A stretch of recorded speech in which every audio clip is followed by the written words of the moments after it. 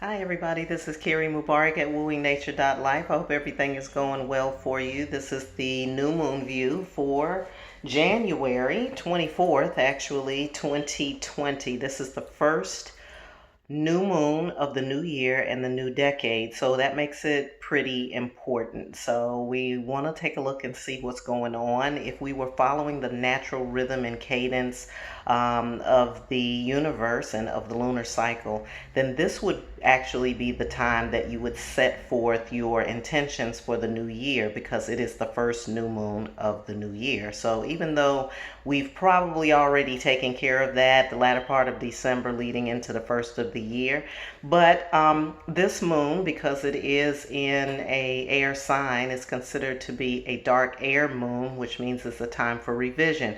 So already toward the end of January is a good time for you to take a look at what you've already set aside for yourself or set up for yourself or your intentions, and then do some revision because some of you may have already figured out that some of the things that you've been asking for may need a little tweaking. So go ahead and do that during the new moon, and then we'll also talk a little bit about other things that are happening. So the new moon is in Aquarius. As I said, it's in the fourth degree of Aquarius. Like it always is when there is a new moon, there's a conjunct between the moon and the sun. They're in the same degree, fourth degree of Aquarius. And that particular degree is more or less dealing with ancestry. It asks you to take some time out to connect with your ancestors. There is a council of elders on the other side that we cannot see, that we can tap into as a resource if you're into Akashic records, or if you're into, or you're a part of a culture that venerates your ancestors. Then this is a great time for you to do that because they are open and offering guidance at this time for you, especially as you're thinking about what your plans are for the year moving forward. So there is this pull, however, because there is a square between the moon and Jupiter. There's the strong pull to do something really different, really crazy. You just want to kind of get out the box a little bit. But the moon is saying that, even though you may feel drawn toward that, it really isn't quite the time for that yet. I did take the liberty of asking Spirit when would be the better and more appropriate time for that. And the indication is that it would be better for you to take on some more adventure, or to take on adventure, or to be more adventurous, or do some of the things that you might be feeling like you want to do now, to table that until around March 9th, which is the next full moon in Earth.